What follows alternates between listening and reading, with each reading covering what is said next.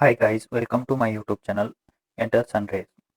Last video में हमने अलग अलग तरह के इन्वर्टर के बारे में जानकारी दी थी।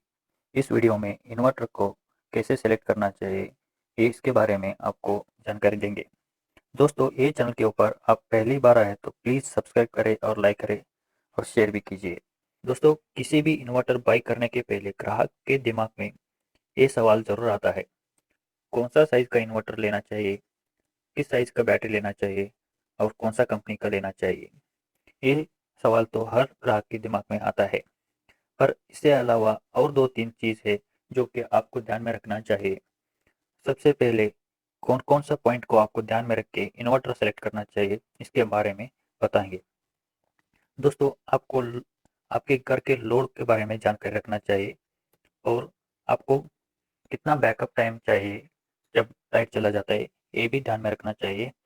और एरिया ऑफ एप्लीकेशन कहाँ इस्तेमाल करने वाले हैं, ये भी जानना चाहिए। और डिज़ाइन जनरेटर को सपोर्ट करता है कि नहीं, ये भी जानना चाहिए। और आखिरी और सबसे इम्पोर्टेंट पॉइंट है कंपनी का, इन्वर्टर कंपनी का सर्विस कैसा है। इस सब के बारे में आपको जानकारी देंगे। सबसे पहले है आपका घर का लोड कैसे कैलकुलेट करना चाहिए, ये भी जानना जरूरी है आपको, क्योंकि उसके हिसाब से आपका इन्वर्टर साइजिंग सेलेक्ट करना रहता है। घर का लोड फॉर एग्जांपल के साथ आपको बताएंगे। इससे पहले आपको ये भी जानना चाहिए कि घर का लोड जो है वैट में कैलकुलेट होता है और इन्वर्टर का साइज आता है VA में, वोल्ट एम्पेयर और किलो वोल्ट एम्पेयर में आता है। तो आपका घर का लोड जो आता है वैट में रहता है, उसको आपको वोल्ट एम्पेयर में कन्वर्ट करना चाहिए। इसको आपको समझाने के लिए एक एग्जांपल के साथ आपको बताऊंगा। काफ़ी सारे लोगों के घर में नॉर्मल लोड रहता है, उसके हिसाब से आपको एक कैलकुलेशन बताऊंगा। चलिए एग्जांपल देखेंगे। एक घर में 2 फैन है और 6 बल्ब है और एक टीवी और एक फ्रिज। इस सब का लोड हमने टेबल पे दिखाया है। इसके हिसाब से टोटल लोड हो गया 530। तो ये है आपका नॉर्मल लोड जो वैट में मिलता है। अब इसको हमको एक करना है, VA में करना है, जो इन्वर्टर का साइज आपको मालूम पड़ेगा। पर इससे भी पहले एक चीज में ये चीज को ध्यान में रखना चाहिए, वो है फैक्टर ऑफ सेफ्टी।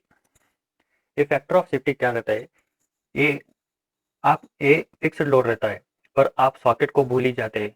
जब भी आप ये सभी लोड डाल के आपके सॉकेट में कोई और लोड ज़्यादा डाले तो आप तब इन्वर्टर ओवरलोड हो जाएगा।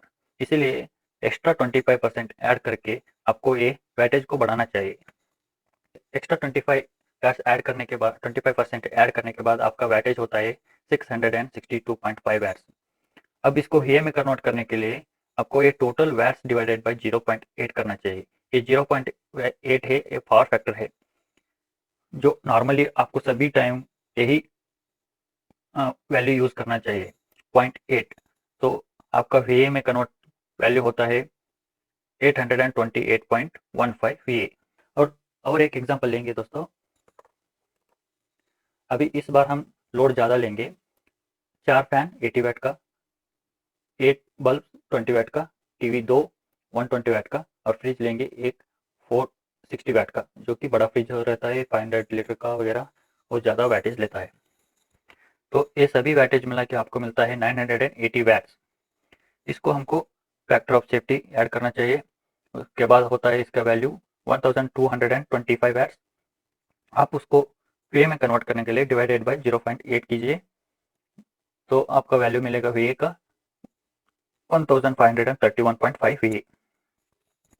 इसकी ये वैल्यू के VA के हिसाब से आप मार्केट में देख के इसके हिसाब इन्वर्टर आपको चूज करना चाहिए। ज़्यादा इन्वर्टर 1500 के VA के ऊपर गए तो डबल बैटरी के इन्वर्टर आते हैं। तो आपको फॉर एग्जांपल आपको 1650 एको वोल्ट आता है डबल बैटरी का, वो सेलेक्ट करना चाहिए। और दोस्तों, दूसरा इंपॉर्टेंट पॉइंट है कि बैकअप टाइम। इसका मतलब है आपका एवरेज लोड डालने के बाद आपको कितने देर तक बैटरी आपको पावर बैकअप देना चाहिए। ये फैक्टर तो 2 पॉइंट्स के ऊपर कंसिडर होता है।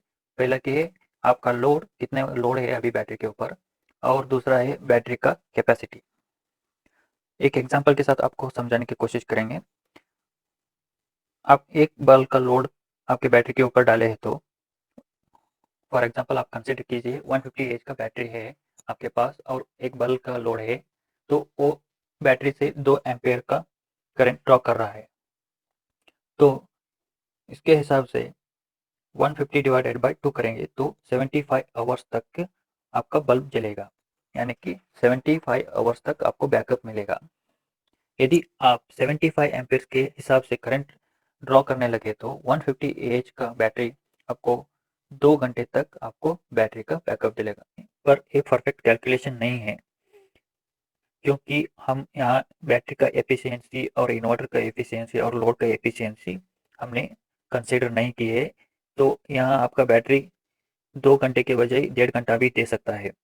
इसीलिए परफेक्ट कैलकुलेशन के लिए एक अलग ही फॉर्मूला है, पर यहाँ आपको थंब रूल बताने जा रहा हूँ आपको, क्योंकि परफेक्ट कैलकुलेशन करने के लिए टेक्निकल नॉलेज के बारे में जानकारी रहना बहुत ज़रूरी है। इसीलिए आपको एक आसान तरीका हम अभी बताएंगे। पहले जो आप टोटल वैट जो कि आप 150 एच का कंसिडर किए तो क्या करना चाहिए कि 150 एच इंटू 12 वोल्ट मल्टीप्लाई करना चाहिए। तो वो मल्टीपल करने के बाद आपको मिलेगा 1800 वोल्ट एम्पियर आवर, जो कि आप ऐसे भी बोल सकते हैं वैट आवर। अभी आपका टोटल वैट है 622, तो डिवाइडेड बाय करेंगे उसके साथ 1800 डिवाइडेड बाय 622, तो आपका बैकअप मिलेगा करीब 2.8 आवर्स तक, यानी कि उसको कन्वर्ट करने के बाद आपको मिलेगा 2.40 मिनट्स तक आपका बैकअप का कैलकुलेशन मिलेगा। और मार्केट में अवेलेबल बैटरी का साइज है 100, 110, 120, 150, 160, 165 एच और 180, 200, 220 और 240 तक अवेलेबल है। आपको परफेक्ट कैलकुलेशन चाहिए तो और अलग ही फॉर्मूला है, वो एक अलग ही एपिसोड बना के आपको जानकारी दूंगा। और तीसरा पॉइंट जो है एप्लीकेशन एरिया। फॉर एग्जांपल आपके ऑफिस में यूज़ करना चाहे तो आपको मैं बिल्कुल भी रेकमेंड करूंगा साइन वेव का, और साइन वेव भी उससे अभी अच्छा चाहिए तो आपको ऑनलाइन इन्वर्टर लेना चाहिए, और ऑनलाइन यूपीएस भी कहलाता है, क्योंकि ये इसका पावर आउटपुट जो रहता है वो प्योरली साइन वेव ग्रिड की जैसा ही रहेगा। और वो भी क्या है कि ऑनलाइन यूपीएस में आपका इनपुट कितना भी फ्लक्चुएट होने दो फिर भी आपको आउटपुट मिलेगा कि 230 का ही आउटपुट मिलेगा। इसी इसी के हिसाब से आप स्क्वायर वेव का इस्तेमाल किए उस जगह पर तो आपका इक्विपमेंट खराब होने के चांसेस बहुत ज़्यादा बढ़ जाता है। इसीलिए ये भी बहुत इंपॉर्टेंट है कि आप दुकानदार को पूछिए कि आपका एप्लीकेशन क्या है, एप्लीकेशन के बारे में बताइए, तभी आपको वो करेक्ट इन्वर्टर आपको रेकमेंड करेगा। और चौथा पॉइंट है डीजी को सपोर्ट, यानी जनरेटर को सपोर्ट करता है कि नहीं, क्योंकि ज़्यादातर सभी इन्वर्टर डीजल जनरेटर को सपोर्ट नहीं करता, क्योंकि फ्रीक्वेंसी अलग रहता है तो चार्जिंग करना बंद कर देता है। तो आपको बैकअप कंप्लीट होने के बाद, बैटरी ड्रेन होने के बाद आपको बैकअप नहीं मिलेगा। लास्ट पॉइंट है आपका कंपनी का सर्विस। जो आप इन्वर्टर सेलेक्ट कर रहे हैं उसका सर्विस कैसा है, ये भी इम्पोर्टेंट है।